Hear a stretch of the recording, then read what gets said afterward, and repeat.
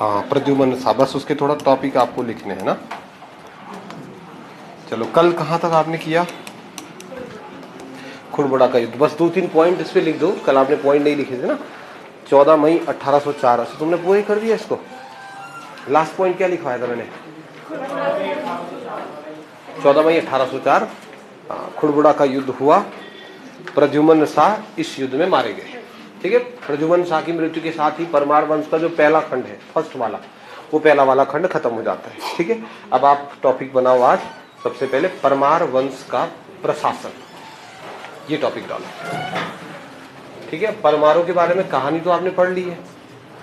अब टॉपिक डालना परमार वंश का प्रशासन, एडमिनिस्ट्रेशन, इनकी शासन व्यवस्था कैसी थी। ठीक है, और कौन से वंश की कर रहे हैं? परमार वंश की। परमार वंश की प्रशासनिक व्यवस्थाएं या फिर इनका प्रशासन, ये आप टॉपिक डालो। चलो, अब परमारों के प्रशासन के बारे में कुछ एक बेसिक बातें आप एक बार समझो, कैसे इनकी शासन व्यवस्थाएं हुआ करती थी। हर राज्य, कोई सा भी राज्य होगा ना, कोई भी राजा हो या कोई भी राज्य हो, इसके शासन करने की अलग अलग तरीके हैं। हम परमारों के बारे में पढ़ रहे हैं, तो परमारों की हमको सबसे पहले पढ़नी है, इनकी शासन व्यवस्था कैसी थी या फिर इनका प्रशासन कैसे था। तो सरल टॉपिक है, कठिन नहीं है, आराम से समझना। देखो, सबसे पहले मैं पॉइंट लिख रहा हूं, अगर आप सेटिस्फाइड होंगे ओके बोलना, नहीं सेटिस्फाइड तो हम पॉइंट बदल देंगे। पहली बात मैं ये लिख रहा हूं कि परमार राजवंश के राजाओं का जो प्रशासन था, इनकी यहाँ वंशानुगत शासन व्यवस्था थी। सही या गलत? वंशानुगत शासन व्यवस्था, ये देखो पहली बात, यानी कि राजा का बेटा ही राजा बनता था, ये तो आपको पता है, एक बात। दूसरा मैं लिख रहा हूं राजा का दैवीय शक्ति सिद्धांत, राजा का दैवीय शक्ति सिद्धांत प्रचलन में था। इसका मतलब क्या होता है? मतलब समझो, लिखते रहना। राजा का दैवीय शक्ति सिद्धांत का मतलब कि राजा के पास दैवीय शक्तियां हैं, राजा के पास कुछ देवता वाली शक्तियां हैं। क्या परमार वंश में ऐसी कुछ मान्यता थी? आप बताओ, कुछ ऐसी मान्यता आपको देखने को मिली जहां लगा कि हाँ, यहाँ तो राजा के पास दैवीय शक्तियां हैं? हाँ जी। अगर आपको नहीं पता तो समझना कि परमार वंश के राजाओं को, इसके आगे में लिख देता हूं, इनको हमारे राज्य में बोलांदा बदरीश कहा जाता है। बोलांदा बदरीश। अब बोलांदा बदरीश का मतलब कि बद्रीनाथ का बोलता हुआ अवतार। अब इसका मतलब साफ हो गया ना कि आप देवता मान रहे हो। जहां जहां भी, जिस जिस राज्य में भी राजा को देवता समझ लिया जाता है, वहां पर राजा का दैवीय शक्ति सिद्धांत प्रचलन में होता ही होता है। तो परमार वंश में राजा का दैवीय शक्ति सिद्धांत था, तो आप कहेंगे हाँ जी था। ठीक है, तो पहली बात, इनकी शासन व्यवस्था वंशानुगत थी। दूसरी बात, यहाँ राजा का दैवीय शक्ति सिद्धांत था। तीसरी बात, जो राजा थे, इन राजाओं के द्वारा उपाधियां धारण की जाती थी। परमार वंश के जो राजा थे, इनके द्वारा कुछ ना कुछ उपाधियां धारण की जाती थी। देखो, सहजपाल तक के जो राजा थे, सहजपाल तक के राजाओं ने सिर्फ राजा की उपाधि धारण करी थी। ठीक है, सहजपाल तक के जो राजा थे, उनके नाम के सामने राजा, ये शब्द मिलता है, राजा। वो कौन सी उपाधि धारण करते थे? राजा। लेकिन सहजपाल के बाद, इसके बाद के जो राजा हुए, उन्होंने महाराजा या महाराजा धीराज की उपाधि को धारण किया था। यानी उपाधियों को धारण करने की व्यवस्था भी परमार वंश में हमें देखने को मिल जाती कि हाँ जी, उपाधियां भी धारण करते थे। परमार राजवंश के बारे में एक और बात हमें पता है कि इनकी राजभाषा जो है, ये बताओ चलो क्या रही होगी? मारो तो एक बार तुक्का, क्या रही होगी? संस्कृत या कुछ और? परमार राजवंश के राजाओं की राजभाषा क्या? संस्कृत, गढ़वाली। इनकी राज, तभी तो गढ़वाली भाषा ही तो ये लेकर के आए हैं। तो इनकी जो राजभाषा थी वो गढ़वाली हुआ करती थी, है ना। परमार राजवंश के राजाओं की राजभाषा क्या थी? तो इनकी राजभाषा गढ़वाली होने का उल्लेख मिलता है हमें। चलो, तो ये कुछ बेसिक बातें हैं परमारों के बारे में। अब इनका प्रशासन एक बार आप समझो कि जो ये प्रशासन था, ये प्रशासन कैसे इनका चलता था, ये तो बेसिक बात है। अब इनका एडमिनिस्ट्रेशन किस प्रकार से काम करता है। सबसे पहले इनके प्रशासन में सबसे ऊपर एक आदमी होता था, राजा। वही पुरानी बातें हैं, बिल्कुल अलग बात कुछ भी नहीं है, सेम टू सेम बात कर रहे हैं कि इनके प्रशासन में सबसे पहले एक आदमी होता है, उस आदमी को हम कहते हैं राजा। मैंने हमेशा कहा है कि राजा को राजा क्यों कहते हैं? क्योंकि सर, राजा के पास राजस्व लेने की शक्तियां होती है। तो क्या आपने इससे पहले लेक्चर किया है, भूमि संबंधी लेक्चर? किया है तुमने पहले, इससे पहले लैंड संबंधी लेक्चर, जहां आपने सिरतान, खाईकर, थातवान ऐसी व्यवस्थाएं बनाई है। ज्योग्राफी में नहीं किया आपने? भूमि बंदोबस्त वगैरह कुछ पढ़ा है? लैंड सेटलमेंट वगैरह पढ़ा? नहीं पढ़ा है। चलो तो बिल्कुल बेसिक तरीके से समझना। देखो राजा को राजा क्यों बोलते हैं? क्योंकि सर राजा के पास राजस्व लेने की शक्ति होती है। राजस्व मतलब क्या सर? राजस्व का मतलब होता है टैक्स। टैक्स लेने की पावर हमेशा एक आदमी के पास होती है, वो राजा होता है। मेरे को दे दोगे आप टैक्स? अगर मैं तुमसे कहूं कि 50 रुपए टैक्स कल से प्रतिदिन, दे दोगे? नहीं, सरकार को देना पड़ता है ना। सरकार आज के समय की राजा है। तो राजा मतलब जिसके पास राजस्व लेने की शक्ति होती है, उसे बोलते हैं राजा।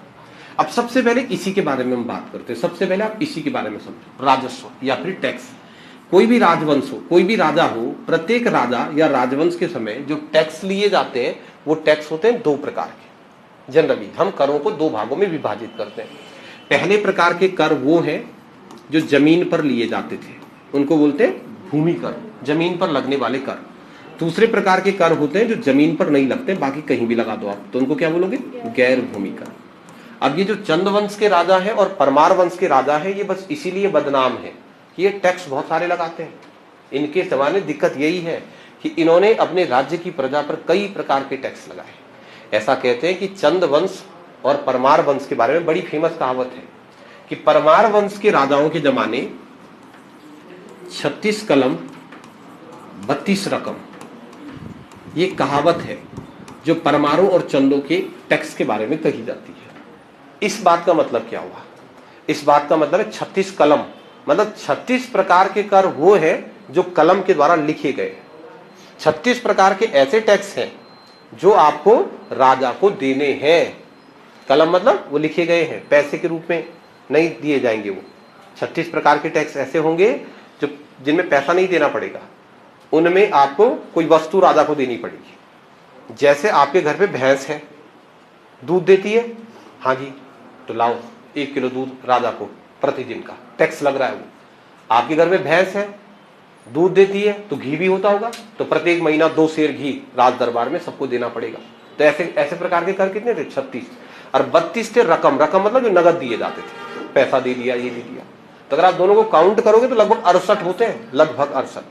तो ऐसी मान्यता है कि परमार और चंदों के समय पर लगभग 68 प्रकार के कर वो अपने राज्य की प्रजा से लगभग 68 प्रकार के कर लेते थे। यानी टैक्स के मामले में अगर आप देखोगे तो करों के मामले में ठीक ठाक है इनकी व्यवस्था, कम नहीं है। ये खूब सारे टैक्स लेते थे। और कभी प्रश्न आता है कि चंद और परमार राजवंश के राजा कितने प्रकार के कर लेते थे, तो आपका आंसर होगा 36 प्रकार के। यहाँ 36 का मतलब कभी भी 36 नहीं होता है।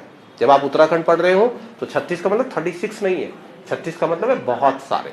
कॉमन सी कहावत ना, कि किसी व्यक्ति के बारे में ये कह देना कि उसमें 36 ऐब है, ऐसा भी बोल देते ना। मेरे भाई के लिए कहते हैं हमारे घर में, मेरे भाई है ना ताऊ का लड़का, उसके लिए कहते हैं ये तो बेकार है, बोल 36 प्रकार के ऐब है। उसमें 36 नहीं है, 7-8 है। 7-8 है मतलब ऐसा नहीं है बीड़ी पीता, दारू पीता, लड़ाई करता, 7-8 है, लेकिन 7-8 नहीं बोलते। क्या बोलते हैं? 36। 36 मतलब समझ रहे हो ना, 36 प्रकार। तो 36 प्रकार मतलब होता है कई प्रकार। मतलब मैं इसलिए कह रहा हूं कि बाद में तुम मेरी टांग मत खींचना, गुरुजी 28 हुए, 36 करो इसको पूरा। 36 मतलब 36 बोलने वाली बात है। तो 36 प्रकार के ये कर लेते थे। 2 प्रकार के कर होते हैं, एक को बोलते हैं भूमि कर, एक होता है गैर भूमि कर। दोनों को एक बार समझना। इनके टैक्सेशन की व्यवस्था चंद हो या परमार, दोनों की बड़ी इंपॉर्टेंट होती है।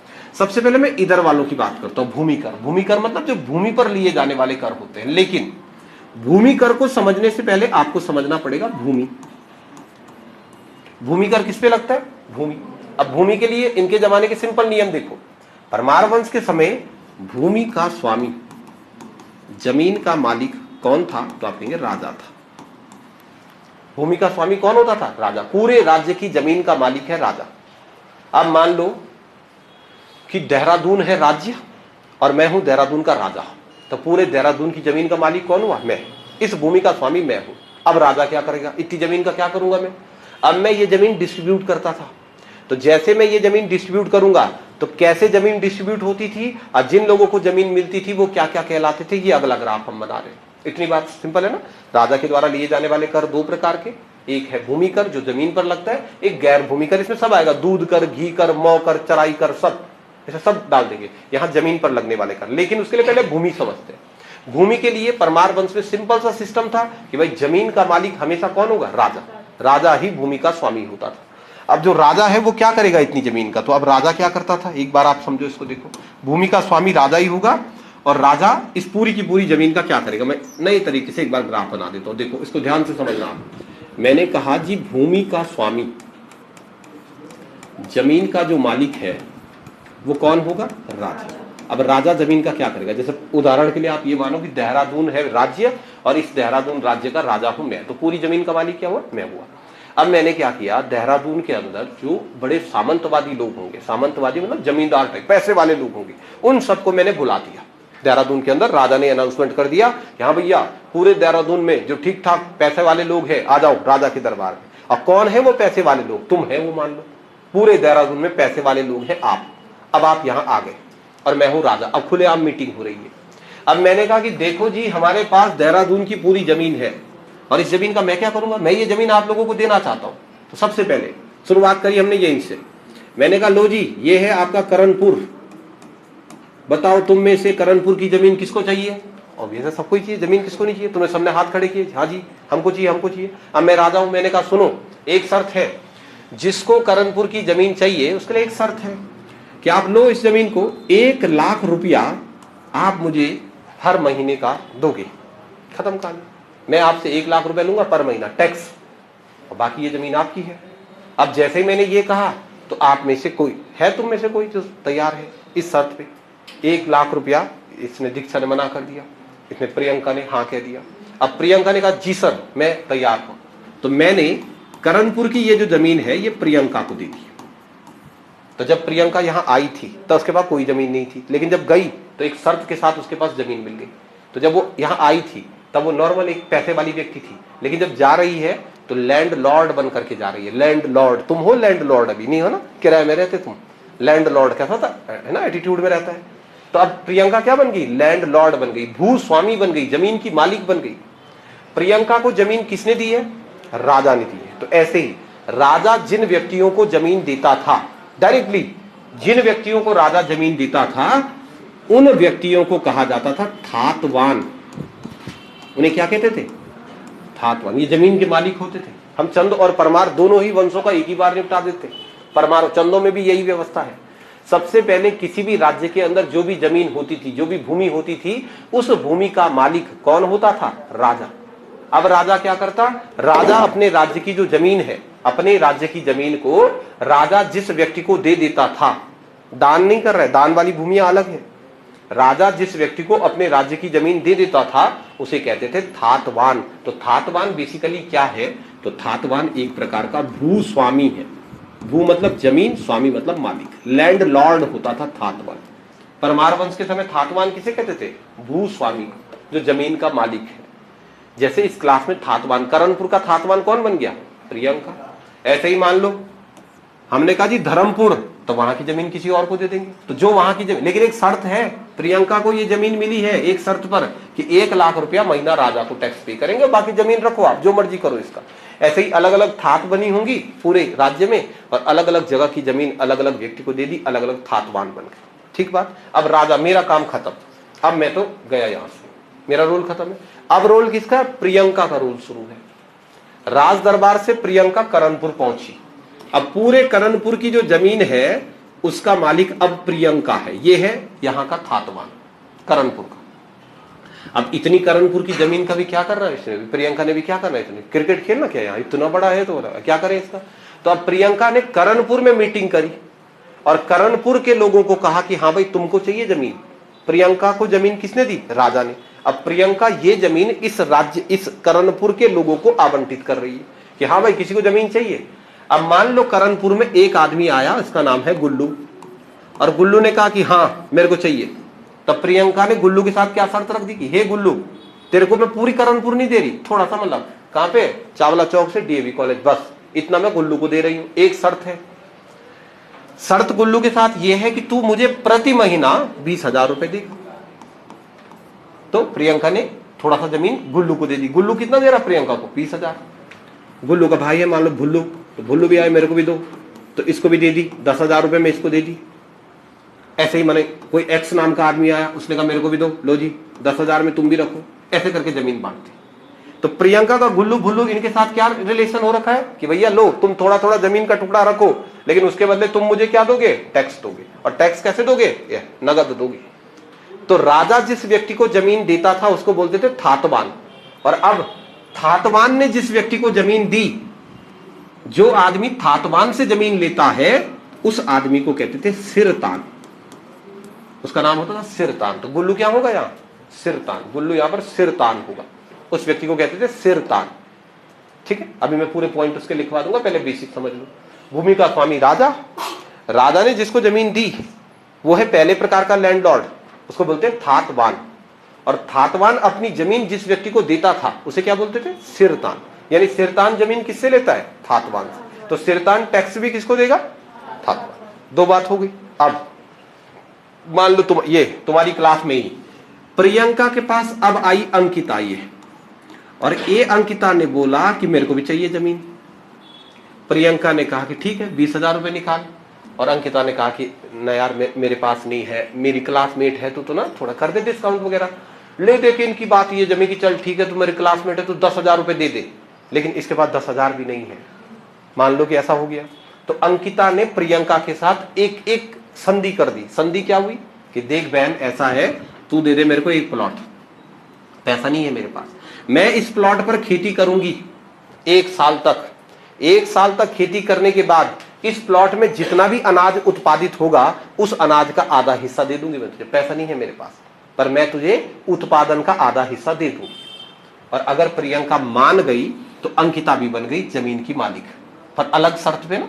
गुल्लू क्या कर रहा था, 20,000 रुपए दो, लेकिन अंकिता क्या कर रही, 20,000 रुपए नहीं दे रही, उत्पादन का आधा हिस्सा दे रही है। तो ऐसे भूस्वामी जो थातवान से जमीन इस शर्त पर लेते थे कि हम आपको पैसा नहीं देंगे, हम आपको उत्पादन का 1/2 भाग देंगे, ऐसे भूस्वामियों को कहा जाता था खाई कर।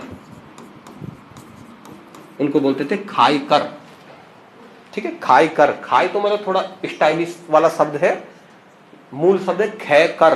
खे खे मतलब खे खा ले, खे कर मतलब खा ले। जब अंकिता प्रियंका से जमीन देने गई होगी तो उसने कहा कि 10,000 की है, तो तुमने कहा होगा ना कि प्लीज प्लीज प्लीज यार प्लीज, लगे रहे 10-15 दिन प्लीज यार प्लीज यार। तो लास्ट में से एक शब्द बोल दिया खे कर। खे कर मतलब ले, खा ले। खा ले मतलब रख ले इस जमीन को, मुझे क्या चाहिए इसके बदले, 1/2 हिस्सा चाहिए। तो भूस्वामी कितने प्रकार के हो गए। तो इस क्लास के अंदर खाई कर कौन है, अंकिता। सिरतान कौन है, गुल्लू, सिरतान गुल्लू। और थातवान कौन है, और बाकी तुम भी तो यहीं रहते, तुमको मिली जमीन ना, तो तुम क्या है, तो तुम है कैनी। खैनी नहीं, कैनी। तुम है क्या, कैनी। कैनी मतलब तुम्हारे पास जमीन नहीं है तो कैसे जीवन यापन करोगे, नौकरी थोड़ी होती उस समय, तैयारी थोड़ी होती, यूके ट्रिपल कुछ था ही नहीं उस समय, तो तुम कैसे जीवन यापन करोगे। तुम जो कैनी हो, तुमने इनके खेत में काम करना है। तुम जो कैनी हो इनके पुंगड़ा में काम करोगे, इनके पुंगड़ा में काम करोगे, इसके भी पुंगड़ा में काम करोगे, पूरा साल भर काम करोगे। और साल भर काम करने के बाद ये खुश होकर के दे देंगे तुम्हें 2-4 किलो, मतलब 5 किलो चावल दे दिया। खत्म कौन है, कैनी। तब देख लो कौन कौन क्या क्या है, ध्यान से देखना, मैं सारे पॉइंट लिख दे रहा हूं। देखो कैनी, कैनी किसे कहते थे, कैनी मतलब कृषि मजदूर, कृषि में मजदूरी का काम करने वाले, उनको कहते कैनी। ये ज्यादा होंगे ना, जैसे तुम हो ज्यादा तो तुम सब कैनी हो। तो ये सिस्टम था भाई। परमार वंश के समय भूमि का सिस्टम क्या था, तो भूमि का सिस्टम कुछ इस प्रकार से काम कर रहा था। सबसे पहले भूमि का स्वामी राजा, और राजा जिस व्यक्ति को जमीन दान में दे दे उस व्यक्ति को कहते थे थातवान। थातवान के नीचे कौन होंगे, सिरतान और खायकर। अब मैं पॉइंट लिख रहा हूं, देखो थातवान जो है वो क्या होता है, तो आप कहेंगे थातवान सर वास्तविक भूस्वामी होता है। वास्तव में जमीन का मालिक कौन है, थातवान। प्रियंका है ना, राजा ने किसको दी है जमीन, थातवान। तो वास्तव में हमारे जो दादा परदादा है ना गांव में, हमारे दादा परदादा कोई थातवान रहा होगा, कोई सिरतान रहा होगा, कोई खाई कर रहा होगा, जिसको जैसे जमीन मिली। तो थातवान का मतलब होता है वास्तविक भूस्वामी, सच में जो जमीन का मालिक है उसे कहते थे थातवान। और थातवान किसको टैक्स पे करता था, राजा को टैक्स पे करता था। थातवान कर देता था राजा को। थातवान के नीचे दो प्रकार के भूस्वामी होते थे, एक को बोलते हैं सिरतान, एक को बोलते हैं खाईकर। सिरतान किसे कहा जाता है? सर सिरतान वो भूस्वामी है जो थातवान को नगद कर देता है,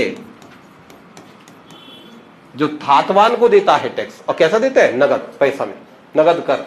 सिरतान जो थातवान को कर देता है, और कैसा कर देता है? नगद कर देता है। जबकि खाईकर कौन है? खाईकर भी एक लैंडलॉर्ड है, लेकिन खाईकर जमीन का टैक्स थातवान को ही देता है, पर कैसे देता है? उत्पादन का 1/2 भाग, उत्पादन का 1/2 भाग, कि जितना हो जाएगा उसका आधा हिस्सा। उत्पादन का 1/2 भाग खाईकर लोग जो है वो थातवानों को उत्पादन का 1/2 भाग एज ए टैक्स पे करते थे। तो कितने प्रकार के लैंडलॉर्ड थे? 3 प्रकार। भूस्वामी 3 ही होते थे, भूस्वामी तो 3 ही है। कहनी क्या है? कृषि मत लो, जिसके पास जमीन नहीं है, खेती करो दूसरे की खेती। ठीक है, अब मैं एक उदाहरण दे रहा हूं, अपने दिमाग में छाप दो इसको। ये जो बिल्डिंग है, ये बिल्डिंग मेरी है? ये पता है तुमको? मतलब ना, मेरी नहीं है ये, हम किराए में है यहाँ। तो जिसकी है वो है लैंडलॉर्ड। तो जो लैंडलॉर्ड है ना इस बिल्डिंग का, वो लैंडलॉर्ड राजा थोड़ी है। राजा कौन है? राजा है भारत सरकार। सब जमीन किसकी है? भारत। अभी इस रोड को चौड़ा करना हो ना, तो तुम्हें लग रहा है कि लैंडलॉर्ड से पूछा जाएगा? कुछ नहीं, सीधा बुलडोजर आएगा, पकड़ पैसा निकल। तो भूस्वामी कौन है आज भी? सरकार। जहां राजा है वहां कौन आ गया? सरकार। उसके बाद देखो, ये जो बिल्डिंग है, ये जो जमीन है, ये मकान मालिक की है ना, तो मकान मालिक क्या हो गया? थातवान। और मैं इस मकान मालिक की जमीन को लिया हुआ हूं, मतलब यहाँ की बिल्डिंग ले रखी मैंने। किस शर्त पर? महीने का टक पकड़ भाई, ये पकड़ 50,000 60,000 खत्म काल, और उससे मुझे मतलब नहीं ना। तो मैं क्या हो गया यहाँ पर? सिरता। और हमारे गांव में हमारे बहुत सारे खेत हैं, पर हम गांव में नहीं रहते हैं। तुम्हारे साथ भी होगा ऐसा ना, जो यहीं रहते हैं। तो हमारे गांव की खेत किसके पास है? मेरी ताई के पास है। तो मेरी ताई करते हैं। तुम्हारे गांव में भी ऐसा? हाँ, बस ऐसे ही ताई करती है खेत में काम। फिर हम कभी कभी जाते हैं होली दिवाली में घर, जैसे कभी टाइम लग गया तो जैसे दिवाली में टक हम घर चले गए, तो घर गए तो ताई प्रणाम, और ताई का मुंह इतना अजीब सा होता, पता नहीं क्यों होता है हमेशा। और ताई ठीक ठाक है? ऐसे ऐसे नॉर्मल क्वेश्चन, ताई ठीक ठाक है? हमेशा ताई की एक ही लाइन है कि ताई ठीक ठाक है। कहाँ है ठीक ठाक? सब बर्बाद हो गया, बंदर कुछ कर हो नहीं देते, गोणी भी आता है, रात को सुंगूर आता है, खेत में कुछ नहीं हो रहा। किसने पूछा खेत का? खेत का किसने पूछा? मैं तो ताई तुम्हारे बारे में पूछ रहा। तो ताई पहले ही बोल देती है कुछ नहीं, वहाँ गेहूं बोया था वो भी नहीं हुआ, गोद की दाल भी नहीं। ये अलग ही लगा रहे। क्यों बोली ताई पता है? क्योंकि हाँ, क्योंकि जिस दिन मैं वापिस आता फिर वहां से 10 बार मिलने जाता मैं ताई को, ताई मैं जा रहा हूँ 10 बार मैं जा रहा। मतलब डायरेक्ट नहीं बोलता आदमी ना, गाँव में थोड़ा रिश्ते वाली बात होती कि ताई मैं जा रहा, कि मतलब ताई कर पैकिंग शुरू कर भाई, हमारा खेत है तेरे पास, इसमें तूने गेहूं बोया होगा, रखो थोड़ा आटा चावल रख ना फिर। और फिर ताई का कड़े 8 भयंकर हो जाता। उसके बाद कहाँ से रखना, कुछ नहीं। तो ताई कोशिश करती कम से कम रखने की। अब पिछली दिवाली में घर गया और मेरे को तोर की दाल बहुत अच्छी लगती, तोर होता ना पहाड़ में, तोर की दाल बड़ी पसंद है मुझे। तो मैंने कहा ताई बाकी चीज छोड़ दे, तोर दे देना यार, वहां शहर में तो मिलती नहीं है, तोर रख देना। तो ताई ने रखी बस 2 किलो तोर, इतना सा थोड़ा सा 2 किलो तोर ना, कि कुछ नहीं हुआ, कुछ नहीं, सुंगूर ने सब खा दिया। तब 3 किलो हुई बल पर, तो मैं तेरे को 2 किलो दे दी। और जहां ये सारी बात चल रही थी वहां ऐसा ड्रम रखा हुआ था बगल में, ड्रम के ऊपर रखी थी टोकरी। और ऐसा बात चलते चलते फिर ताई ने कहा चल रोटी खा ले थोड़ा। मैं बोला ठीक है। टोकरी निकाल, मैं टोकरी निकालना था ना, तो ऊपर ड्रम का ढक्कन भी निकल गया और पूरा कंटर तोड़ से भरा हुआ पूरा। ये मैंने कहा ताई फुल भर रखा। ताई ने बेलन निकाला, उधर मत देख, वो तेरे खेत का नहीं है, इसमें जो है वो तेरे खेत का नहीं है। ऐसा थोड़ी कि हमारे घर में जितना होगा सब दे देंगे। तो ना ना ना ना, ये तो हमारा उस वाले खेत में हुआ। तो मैं बोला चल तो थोड़ा सा दे ही देता ही ना यार, तो 2-3 किलो दे दे। तो समझ गया ताई क्या होगी? खाईकर। तो खाईकर मतलब जो उत्पादन का 1/2 भाग राजा को देता है। और सुनो, उत्पादन का 1/2 भाग जो थातवान को दिया जाता है, इसको एक शब्द यूज करते हैं इसके लिए, इसे कहते हैं अधेल। सुना है तुमने नाम? अधेल, अधेल वर्ड सुना है? अधेल, जैसे हम देहरादून में रहते हैं ना, अब कोई हमसे ये पूछ ले, अभी कोई हमसे बात करता है कि गांव में तुम्हारी खेती बाड़ी है, तो हम कहते हैं नहीं नहीं नहीं, हमने तो गांव के पोड़ा अधेल पे दे रखे हैं। ऐसा शब्द यूज करते हैं ना, कि हमने गांव के खेत कैसे दे रखे? अधेल पे। अधेल मतलब कि जो वहां खेती कर रहा है वो आधा हिस्सा हमको दे। अब आधा दे ना दे वो अलग बात है, लेकिन व्यवस्था ये थी।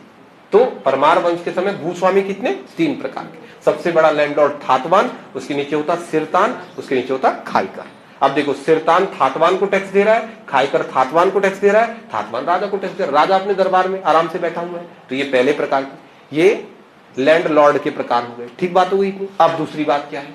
अब दूसरी बात ये है कि जो राजा है, राजा अपने राज्य की सारी जमीन इनको नहीं देगा, कुछ जमीनें उसके पास भी है। अब मान लो राजा के दरबार में कोई व्यक्ति आया और राजा के दरबार में आने वाले व्यक्ति ने राजा को खुश कर दिया किसी भी प्रकार से, अपनी विद्वता से, अपनी बहादुरी से। अगर राजा किसी आदमी से खुश हो गया तो ऐसी कंडीशन में राजा अपने राज्य के व्यक्तियों को भूमि दान में भी देता था, जमीन दान में भी दी जाती थी। तो ये तो वो जमीन है जिस पर टैक्स लगता था, ये वाली। लेकिन कुछ जमीनें ऐसी भी होती थी राजा के जमाने में, जो जमीन राजा किसी व्यक्ति को दान में दे देता था, किसी से खुश होकर दे सकता है।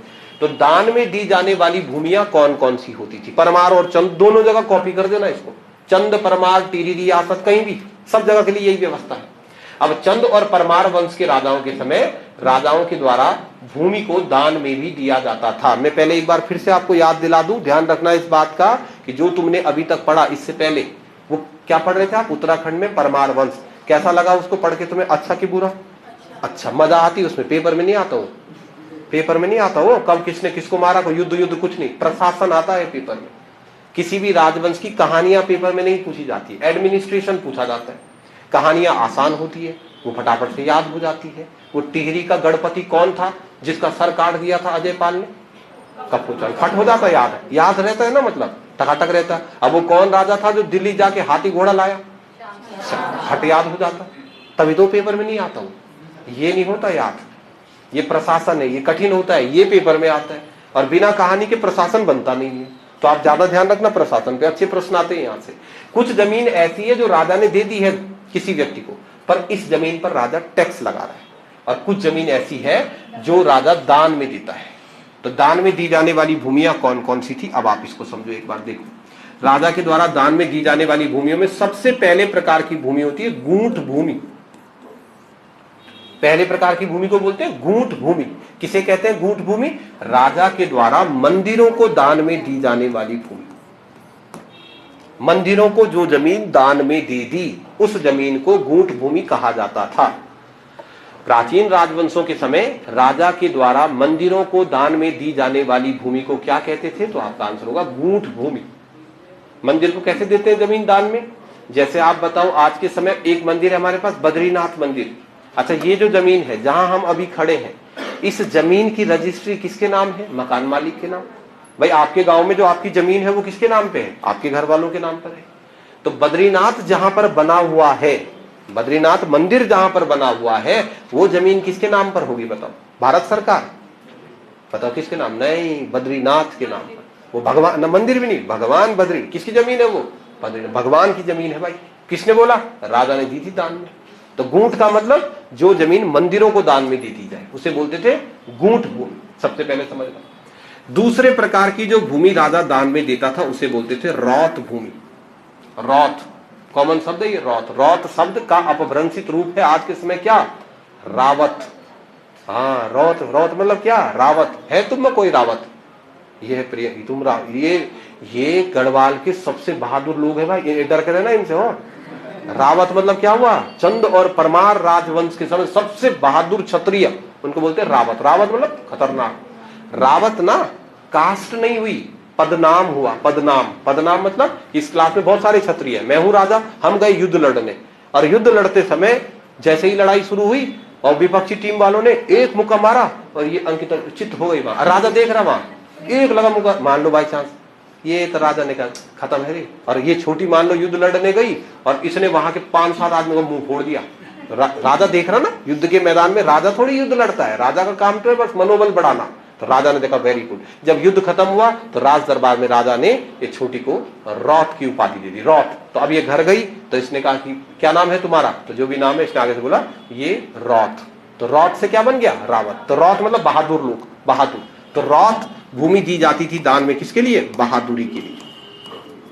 बहादुरी के लिए राजा लोग जो जमीन दान में देते थे उसे रौत भूमि कहा जाता था। एक होती थी गूंठ भूमि, एक होती थी रौत भूमि। रौत भूमि किसके लिए मिलती है दान में? बहादुरी के लिए। तीसरे प्रकार की भूमि जो जमीन दान में दी जाती थी उसको बोलते हैं संकल्प भूमि। तीसरे प्रकार की भूमि जो राजा के द्वारा दान में दी जाती थी उसे बोलते हैं संकल्प। सुना है नाम कॉमन है, संकल्प सुना है? संकल्प नहीं बोलते इसको, संकल्प बोलते। संकल्प गांव में ना, संकल्प वर्ड सुना? संकल्प लो, संकल्प। असंकल्प मतलब क्या होता? कौन बोलता है पहले ये शब्द बता? ये शब्द यूज कौन करता है गांव में? ब्राह्मण, पंडित जी। जैसे पंडित जी घर आता है तो कि गांव में पूजा पाठ करने, और जैसे ही पंडित जी आपके घर में आए और बस पूजा पाठ करते समय बार बार बोलते जनेऊ निकालो, संकल्प लो, असंकल्प लो। हमारे गांव में भी हो रही थी पूजा, असंकल्प लो। मैंने कहा कैसे लो संकल्प? तो राजा ऐसे ऐसा करो, जनेऊ ऐसा रखो और फिर उसमें कुछ गुणा भाग होगा। असंकल्प लो, ले लिया संकल्प। अब मंत्री नहीं बोल रहा। अब मैं बोला बोल फिर आगे क्या होगा? तो संकल्प लो बल। तो मैं बोला ले तो दिया। उसने कहा ना, सिक्का रख यहाँ पहले, सिक्का। संकल्प लो मतलब रख यहाँ पे कोई चीज, 1 रुपए 2 रुपए कुछ ना कुछ रख। तो जैसे 1 रुपए रख दे तो पंडित का मुंह अजीब हो जाता, 10 का नोट थोड़ा खुश हो जाता।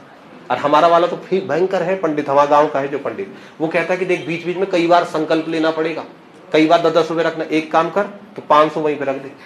तो 500 का नोट एक बार रखवा देता है, अब बार बार संकल्प लो ऐसे टच कराता है उसको। ऐसा नहीं करते, बार बार ऐसे कर दो। तो संकल्प मतलब ये पंडितों के लिए है। जैसे राजा के दरबार में कोई पंडित आ गया, पंडित बड़ा विद्वान है, राजा उसकी विद्वता से खुश हो गया कि वाह कितना भयंकर विद्वान है, तब राजा ऐसे व्यक्तियों को संकल्प के तौर पर एक जमीन दान में दे देता था। उसे कहते थे संकल्प भूमि। संकल्प भूमि लिखना, ब्राह्मणों को या विद्वानों को दान में दी जाने वाली भूमि। जो जमीन विद्वान या ब्राह्मणों को दान में दी जाती थी उसे कहते थे संकल्प भूमि। ये दान में दी जाने वाली भूमियां हैं परमार और चंद्रवंश के समय। संकल्प भूमि, यह भूमि विद्वानों को दान में दी जाती थी। विद्वानों को दान में दी जाने वाली भूमि को संकल्प भूमि कहा जाता था। और फिर एक भूमि होती है उसको बोलते हैं विष्णु प्रीति। विष्णु प्रीति, यह भूमि मंदिर प्रशासन को दान में दी जाती थी। मंदिर प्रशासन को, किसी भी मंदिर का प्रशासन जो लोग संभाल रहे हैं, जैसे मैंने कहा बद्रीनाथ मंदिर जहां पर है वो जमीन तो बद्रीनाथ की ही है, पर उसके आसपास की जमीन सोचो, ये बद्रीनाथ मंदिर है, ये तो भाई देवता की जमीन है, ये तो राजा ने देवता को दे दी। पर बद्रीनाथ मंदिर के आसपास का जो प्रांगण है वहां पर की जो बाकी की जमीन है चारों तरफ की, वो जमीन किसको मिलेगी? तो वो आज किसके नाम पे होगी? बद्रीनाथ केदारनाथ मंदिर समिति। तो ये मंदिर समिति की जमीन है, किसने दी? राजा ने दी। तो जो जमीन मंदिर प्रशासन को दान में दी जाती थी उस भूमि को विष्णु प्रीति कहा जाता था। और ये सारी कहानी परमार और चंद वंश के राजाओं की। ठीक बात है। एक प्रश्न कोई बन जाता है पेपर में, राजा कोशिश कर क्या करेगा कि ज्यादा जमीन दान में दो या राजस्व पर दो? राजस्व। दान में राजा को नुकसान है ना, तो राजा कोशिश करता है कि यहां जमीन ज्यादा ना देनी पड़े, उधर ज्यादा जमीन दी। तो सबसे पहले यह है भूमि की व्यवस्था। अब भूमि की इस व्यवस्था के बाद राजा अब इस जमीन पर टैक्स लगाता है। अब राजा कई प्रकार के कर अपनी प्रजा पर लगाता था। तो आप टॉपिक डालो परमार वंश के कर। परमार वंश के समय लिए जाने वाले कर। अब टैक्स कौन कौन से राजा के द्वारा लिए जाते थे? ठीक है, परमार राजवंश के राजाओं के जमाने ये अपनी प्रजा से कौन कौन से टैक्स लेते थे। ध्यान से पढ़ने, टैक्स वगैरह पेपर में आते हैं। ये लो जी, परमार राजवंश के राजाओं के द्वारा लिए जाने वाले कर, टैक्स जो राजा लेते थे। एक एक करके मैं लिख रहा हूं। सबसे पहले कॉमन नाम है, अच्छा तुमको आए चाहे ना आए, घर में एक बार दादी चाची बॉडी मम्मी इनको पूछना, ये खतरनाक है इस वाले वर्ड में, ये सब अपना कल्चर के है ना प्रश्न। पहला कर जो परमार वंश के राजा राज्य पर लगाते थे, डांड वंश। डांड सुना है तुमने कि हमने तुम्हारा डांड देना है? डांड, ये पहला वर्ड है, कॉमन वर्ड है। डांड पहला कर था।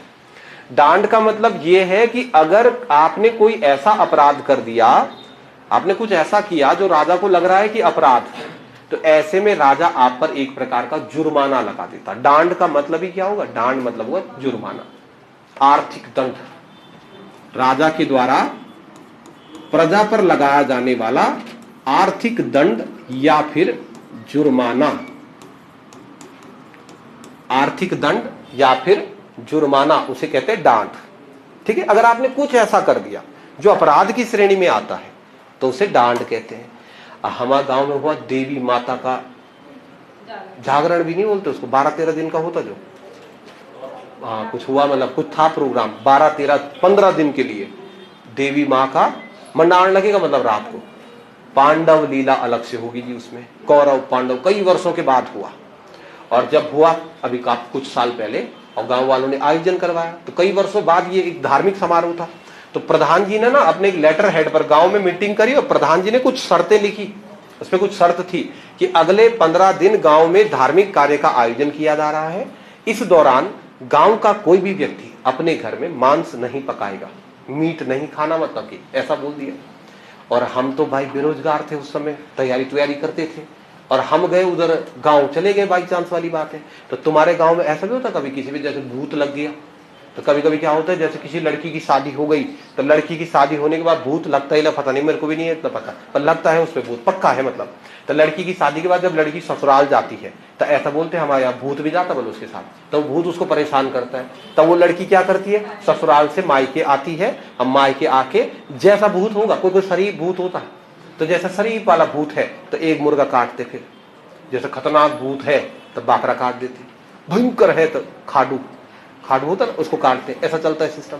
अब गांव में धार्मिक कार्य का आयोजन था, और दूसरे गांव की कोई लड़की थी और उसमें लगा हुआ था भूत। जब भूत लगते हैं ना तो रात को 12 बजे जाते हो, बड़ का पेड़ है एक इधर, बड़ा सा बड़ का पेड़, ऐसा बोलते हैं यहाँ भूत रहता है, तो यहाँ पे जाते, रात को पूजा वगैरह होती, पहाड़ी कल्चर होता है ना, तो यहाँ पे पूजा वगैरह होती। तो वो क्या करते हैं, जैसे वो ले लिया मुर्गा, और मुर्गा को कुछ लोग तो मार देते हैं, ज्यादातर लोग आज के समय क्या करते हैं, मारते नहीं है उसको, ऐसा उड़ा देते हैं, मतलब ऐसा करके उड़ा देते हैं कि जंगल में देखी जाए, जो होगा तो होगा। तो हम रात के 12 बजे दौब रहे थे, नीचे बैठे हुए, यहाँ नीचे वाले पुंगड़ा में बैठे रहते पहले से ही, बचपन से ना, पहाड़ी कल्चर। तुमने भी किया, ये तुम शरीफ टाइप है रे भाई।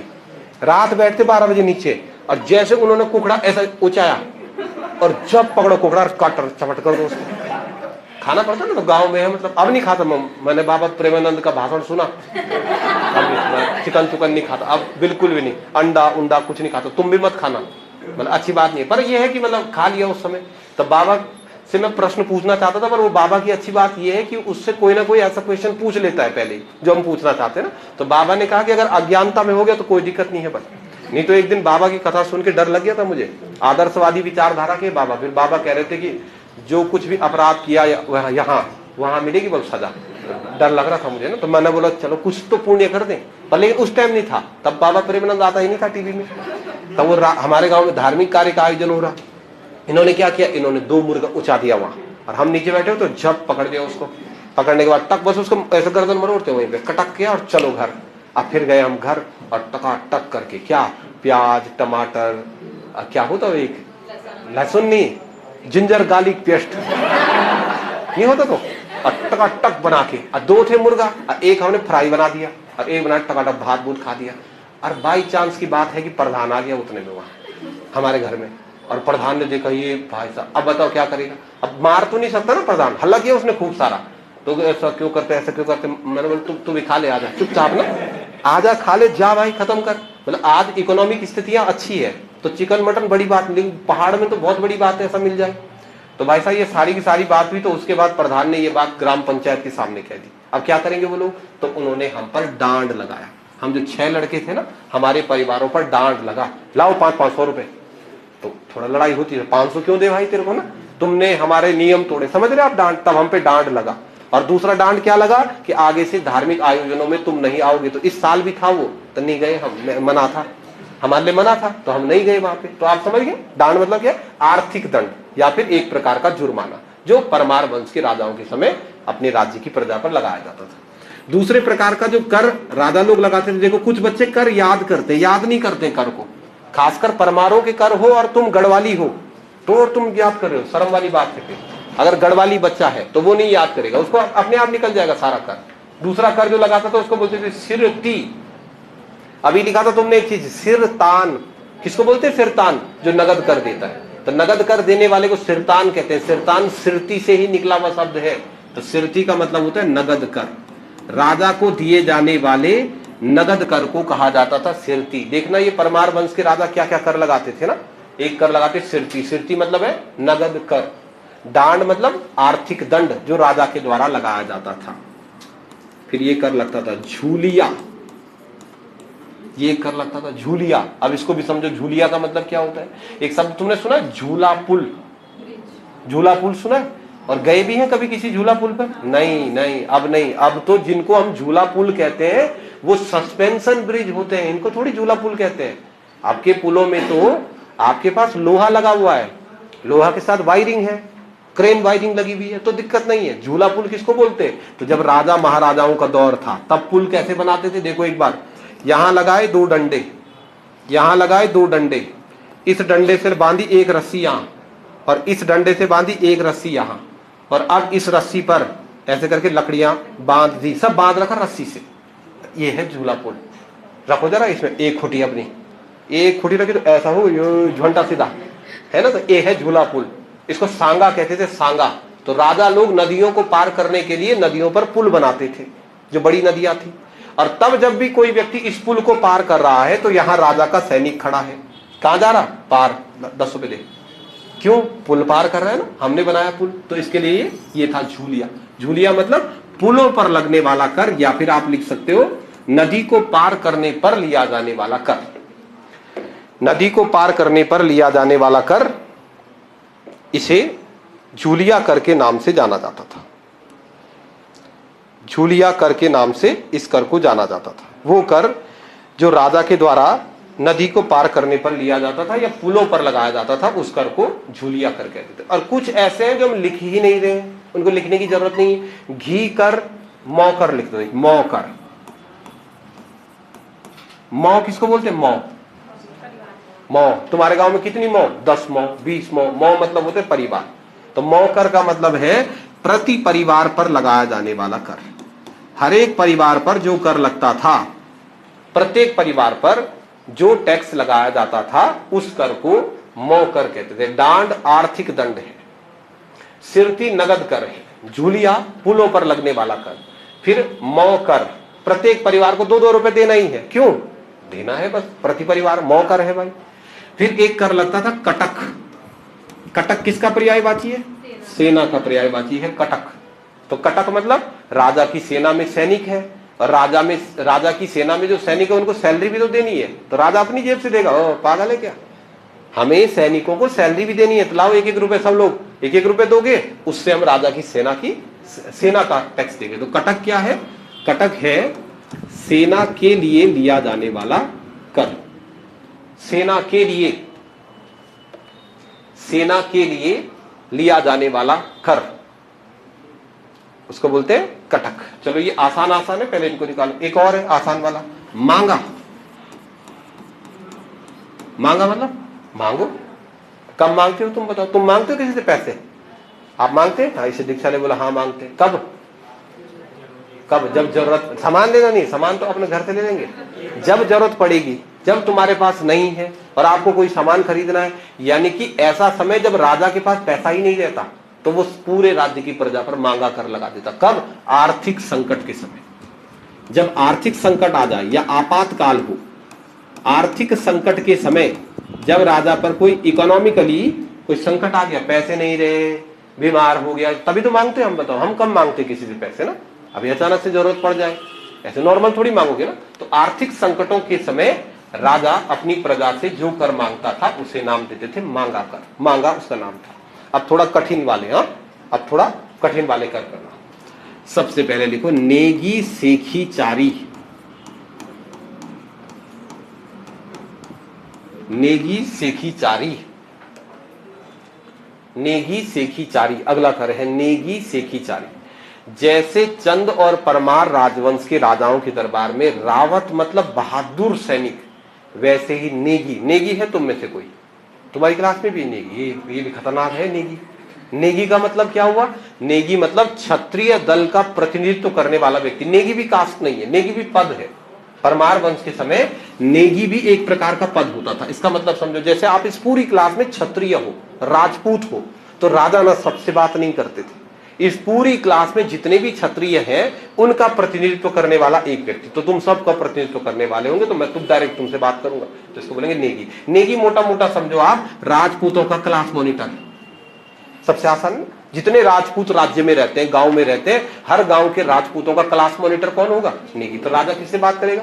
तो जो क्लास मॉनिटर होगा वो एटीट्यूड में रहेगा। ऑब्वियस बात है ना, ऑब्वियस है। कोई क्लास मॉनिटर है या फिर कोई कल के दिन बाई चांस, अच्छा सोचो आप जिस एज ग्रुप में तुम अभी हो, अभी आपकी नौकरी लग जाए तो जीवन कैसा होगा? मतलब थोड़ा कल्पना कर लो, सोचने में क्या जा रहा? तो अभी नौकरी लग जाए, लगभग तुम्हारी तनख्वाह हो जाए 40, 45, 50 हजार रुपए, अब आप सोचो कि एक काम कुछ ना हो, काम ऐसा वाला हो कि ऑफिस में बैठा रहना है, बॉस बन जाए तुम, और तुम बॉस बने हुए हैं और आज तुम ऑफिस में गए, 10-15 दिन ट्रेनिंग हुई, ऐसे ही चला और तुमको पता भी नहीं चला और झट हुआ 1 महीना और झप 50,000 रुपए खाते में, और दूसरा महीना ऐसे ही थोड़ा बहुत काम किया, पता ही नहीं चल रहा, तुम्हें गाँव घूम के और झप 50,000, ये लाख हो गए, और 6 महीना आते आते 3 लाख, और 1 साल आते आते। तो जब गवर्नमेंट जॉब लगती है ना, तो जॉब लगने के साथ या सफलता प्राप्त करने के साथ साथ आदमी में एक एटीट्यूड भी आता है, मानव स्वभाव है, कितनी कोशिश करोगे वो आ जाएगा। आप बाहर अपने आप को कितना नॉर्मल दिखाने की कोशिश करो, लेकिन सफलता की प्राप्त करने पर एटीट्यूड आ जाता है, आना भी चाहिए ना, आना भी चाहिए। वो भी गलत बात है कि आप सफलता प्राप्त कर गए, बड़े पद पर पहुंच गए और तभी जो तो बन रखा, तो अच्छा नहीं लगता, फिर उसकी इज्जत नहीं होती। एटीट्यूड तो एक बहुत कॉमन सा शब्द मैं यहां पर लिख रहा हूं, अगर आप समझ पाए, ये मैं एक शब्द लिख देता हूं, सिक्की। सुना है तुमने, जो गढ़वाली बच्चे होंगे आपने सुना है सिक्की, एक वर्ड होता है सिक्की। सिक्की किसको बोलते, देखो सिक्की का अर्थ क्या होता है, मैं थोड़ा 2-3-4 चीजें आपको बता देता हूँ। हमारे घर में हमारे चाचा ताऊ भाई हुई सबको मिला दो तो टोटल लगभग 13-14 भाई हैं, चाचा ताऊ इधर मिला के। अब वो जो 13-14 भाई है सब ठीक ठाक है, सबकी कंडीशन ठीक है, लेकिन एक भाई हमारा दिल्ली रहता है। एक भाई क्या करता है, दिल्ली में दुकान है कि दिल्ली में दुकान, परचून किए, आटा चावल बेच रहा वहां दिल्ली में। तो हम बार बार इसको बोलते हैं यार इतनी दूर जाके दुकान चला, यहीं चला लेना, जब परचून ही बेचना है तो इधर ही बेच दे, नहीं मानता वो। फिर इसकी वाइफ है भाभी जी, वो क्या करती है, वो भी दुकान ही चलाती है, लेकिन जब वो गांव आती है तो वो थोड़ा इंटरेस्टिंग कैरेक्टर है, सबके सामने, पूरे गांव वालों के सामने उनका अलग है थोड़ा हिसाब किताब। जैसे गांव गए, खाना खा रहे, खाना खाते हुए टक लाओ पानी, ये पानी कहां से लाई तुमने, बंटा से बल, बंटा होता ना गाँव, बंटा जानते, बंटा, उंगली डुबाई होगी तूने, ये अब क्यों सब पी रहे भाई इस पानी को, तो नहीं पीती वैसे वाला पानी, बिस्लरी का पानी है यहाँ, बिस्लरी कहां से लाना, यहाँ गांव में होती बिस्लरी का पानी। गांव में भाई साहब तुम्हारे घर में कोल्ड ड्रिंक आ गई तो उसकी बोतल फेंकते कहाँ है तू, उस पे रहता है पानी रखा हुआ, यहाँ कोका कोला थम्स अप ये मिलेगा। अब वो गांव में आके जैसे उसकी, आप समझो सिक्की का मतलब समझना आप, कि पानी नहीं, ऐसा वाला पानी, कुछ चीज उसको खाने को दे दो 24 घंटे, कोरोना खत्म हो गया उसका सैनिटाइजर का डब्बी रहती है जेब में, अब कुछ जैसे उसको दो, रुको सैनिटाइजर लगा, तू भी लगा, थोड़ा अच्छा नहीं लगता ना भाई यार, ना अजीब लगता है, अबे कि मैं क्या भाई, दुर्गंध आ रही मेरे से भाई, ऐसा कर देती है। इसको बोलते हैं सिक्की। क्या अपने घर में जहां वो रहते हैं वहां भी ऐसे करते हैं ना, दूसरे के सामने थोड़ा ये चीज दिखा देना। अब इसके लिए हिंदी में क्या बोलते हैं मेरे को पता ही नहीं है। कोई ऐसा व्यक्ति जो आपके सामने ऐसे सिक्की दिखा रहा हो कि आपने उसको बोला कि ले भाई चाय पी ले, और वो कहे कि चाय नहीं पीते हम तो कॉफी पीते स्टारबक्स में, ऐसा वाला आदमी, इसको बोलते हैं सिक्की। सिक्की मतलब थोड़ा हाँ दिखावा वाला, दिखावा। तो इस सिक्की के लिए ये शब्द यूज किया हुआ है, सेखी। तो गढ़वाल राज्य में सेखी कौन दिखाता था, नेगी दिखाते थे। नेगी क्यों, क्लास मॉनिटर थे ना, तो भैया वो जब कहीं जा रहे हैं ना, तो आप समझ रहे इस बात को कि कोई व्यक्ति आपके दोस्तों में कोई ऐसा हो जो आर्थिक रूप से, सामाजिक रूप से उच्च स्तर पर हो, तो वो तुम्हारे सामने जैसे ऐसे कुछ बात कर दे कि नहीं यार मैं तो ये चीज नहीं करता, मैं तो ऐसे नहीं करता, तो उसको बोलते हैं सेखी। तो नेगियों ने अपनी सेखी, और सेखी दिखाने के लिए क्या चाहिए, सेखी दिखाने के लिए चाहिए क्या, पैसा चाहिए आपके पास, तभी तो सेखी दिखाओगे। कि अपनी कॉलोनी में आप सेखी कब दिखाओगे, कि जब तुम कॉलोनी से बाहर निकले, और कॉलोनी से बाहर निकल के 5,000 रुपए वाली पैंट पहन रखी, शर्ट पहन रखी तुम्हें 10,000 रुपए की, टकाटक टोपी, क्रीम पाउडर टक करके ना, और तब बाहर आ रहे, तब बैठे अपने बाइक में, बुलेट में, इसको बोलते हैं सेखी। तो सेखी के लिए चाहिए क्या, पैसा चाहिए। आप मान के चलो कि तुम सुबह उठे, मुंह धुलने लगा और बाहर आ गए, तो क्या सेखी झाड़ेगा आदमी। तो नेगियों ने अपनी सेखी झाड़नी है, सेखी झाड़नी मतलब सेखी दिखानी है, तो उसके लिए चाहिए पैसा। तो अब राजा क्या कहता था कि मेरे जितने भी राज कर्मचारी है उनको अपना एटीट्यूड भी तो दिखाना है, तो अब लाओ 1-1 रुपए इस चीज का भी। तो राज्य की प्रजा को 1-1 रुपए लेंगे और फिर राज कर्मचारियों को दिया जाएगा कि इससे आप सेखी झाड़ो। सेखी मतलब जैसे मुकुट बना लो, यहाँ पर स्टार लगा दो ताकि आप दिखे, थोड़ा एटीट्यूड दिखा दो। तो नेगी सेखी चारी क्या था, तो ये थोड़ा कठिन कर है, तो आप लिखना राज कर्मचारियों के लिए लिया जाने वाला कर, राज कर्मचारियों के लिए लिया जाने वाला कर। राज कर्मचारी के लिए राजा जो कर लेता था उसे नेगी सेखी चारी कहा जाता था। नेगी सेखी चारी राजा के दरबार में रहते थे ना। अब मैं देखो कुछ और नाम ऐसे ही बोल दे रहा हूं, लिखने की जरूरत नहीं, पेपर में नहीं आते। और क्या लेता था राजा, घोड़ियालो। घोड़ियालो मतलब राजा के दरबार में जो घोड़े हैं, आप खाते हैं ना, वो 1-1 रुपए घोड़े के लिए दो। कुकरियालो, कुकुर मतलब कुत्ता के लिए, घोड़ियालो, कुकरियालो, ऐसा गोड़ियालो, गोड़ियालो मतलब घोड़ा, घोड़ा मतलब होते गाय, ऐसा छोटे छोटे कई कर लेते थे। इसके अलावा राजा कौन से कर लेते? बजनिया, नचनिया।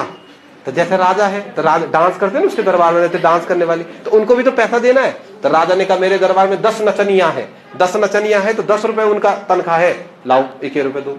सब टैक्स प्रजा पर लगा रहा है राजा, है ना। इसीलिए राजतंत्र अच्छा सिस्टम नहीं होता। आज के समय बताओ ऐसा है? अब मोदी जी कहते कि मेरे दरबार में नचनिया है, 2 रुपए हम क्यों दें, है ना। तो आज ये लोकतंत्र और राजतंत्र में अंतर है। तो राजतंत्र में राजा इसी प्रकार के कर लगा देते हैं, नचनिया, बजनिया, ये भी कर लगते थे। इनको नहीं लिख रहे हम, पर कुछ जो इंपॉर्टेंट है वो लिख देते हैं। देखो, साहू रंगताली, ये भी एक इंपॉर्टेंट टेक्स्ट है। ये 2 नाम है, साहू और रंगताली। साहू रंगताली। साहू मतलब होता है राजा का लेखक। साहू में दिक्कत नहीं है, साहू का मतलब राजा का लेखक। रंगताली, इसको थोड़ा समझना। रंगताली, रंगताली किसको बोलते हैं? तो तुमने वो देखा है पिक्चर, मैं भूल गया, पीके पिक्चर, पीके पिक्चर में जो आमिर खान है उसका कैरेक्टर कैसा है? कि कहीं पे खड़ा है तो चुपचाप नहीं खड़ा ना, कभी इधर इधर, ऐसा होते हैं तुम्हारे गांव में, आस पड़ोस में आपने ऐसे लोग देखे? कुछ लोग होते हैं धीर गंभीर स्वभाव के, शांत रहते हैं। कुछ लोग होते नहीं रहा जाता उनसे, कभी इधर इधर इधर इधर चल रहा है। तो राजा के राज दरबार में एक तो होते थे लेखक, और एक राजा अपने राज दरबार में रंगताली। रंगताली राजा के दरबार का एक कर्मचारी था। क्यों रखा जाता था उसको? मूड फ्रेश करने के लिए। कभी कभी राजा का मूड फ्रेश नहीं है, कभी होता ना हमारा मूड फ्रेश नहीं है, अब मूड फ्रेश नहीं है तो रंगताली को राजा के सामने पेश करते थे। मेरी बात को सुनना ध्यान से। जो कॉमेडी है ना, कॉमेडी एक चीज होती है नेचुरल, और एक चीज होती है, दो बड़े इंपॉर्टेंट शब्द चलते हैं। एक शब्द को हम नेचुरल कहते हैं, और एक शब्द जो है वो होता है टैलेंटेड। दोनों में अंतर है थोड़ा सा। नेचुरल और टैलेंटेड सेम शब्द नहीं है। नेचुरल मतलब है प्राकृतिक रूप से अगर आपको कोई चीज मिल जाए, और टैलेंटेड मतलब कि आपको भी अन्य लोगों की तरह ही मिली थी, पर आपने मेहनत करके उसको औरों से बेहतर बना दी। जैसे ऋतिक रोशन है कि, तो उसके पास जो कुछ है वो नेचुरल है ना। ऋतिक रोशन 10 साल पहले की पिक्चर देखो, ऐसा ही था भाई। उसका जो बॉडी फिजिक है वो नेचुरल है। अब विराट कोहली, तो उसको नेचुरल नहीं बोलेंगे, उसको क्या बोलेंगे? टैलेंटेड। 5-7 साल पहले तो जऊं था, तो मतलब तो जिम किया तो आज बॉडी बना दिया।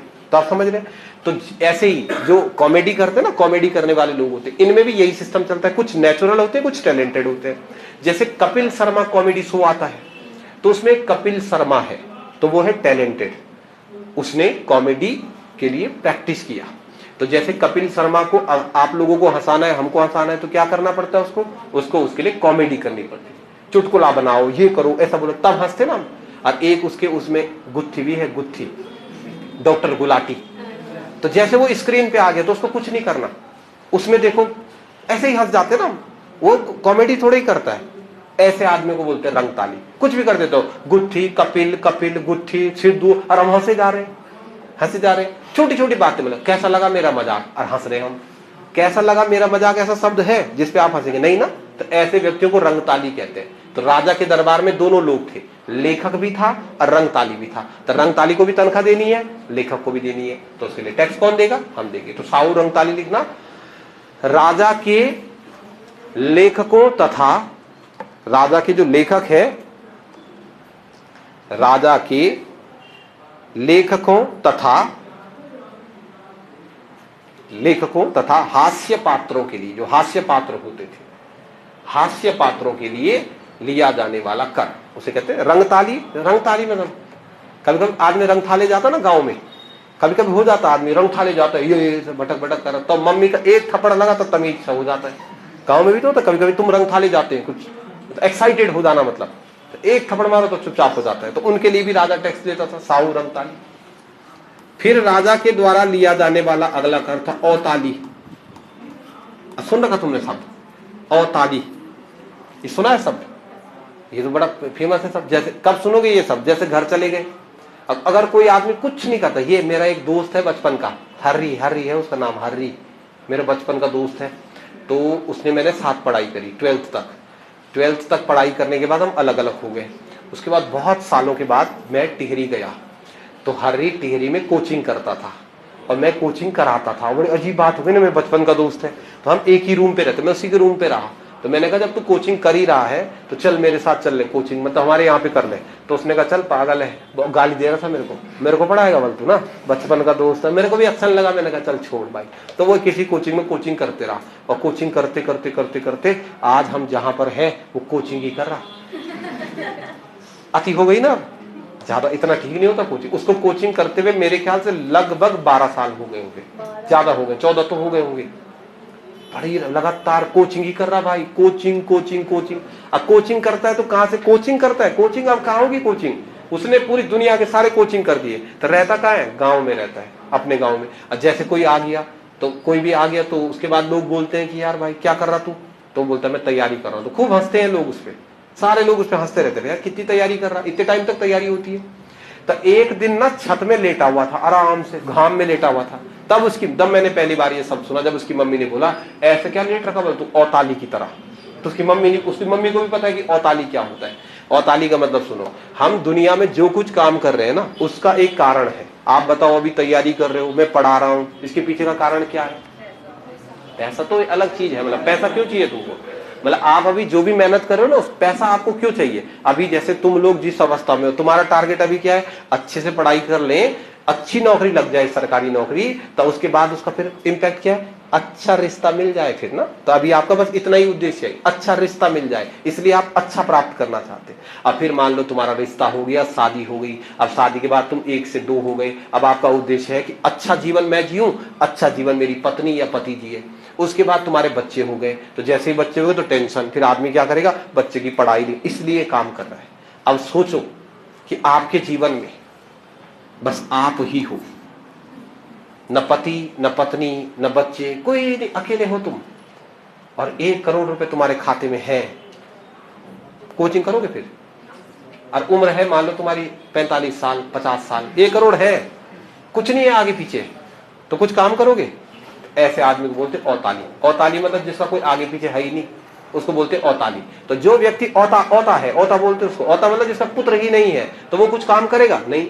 लेकिन जब वो मरेगा, जब एक औता मरेगा, तो ये औता का खेत है, औता के मरने पर बच्चे तो इसके है नहीं, तब इसके भाई बंद इस जमीन पर कब्जा करने की कोशिश करेंगे ना।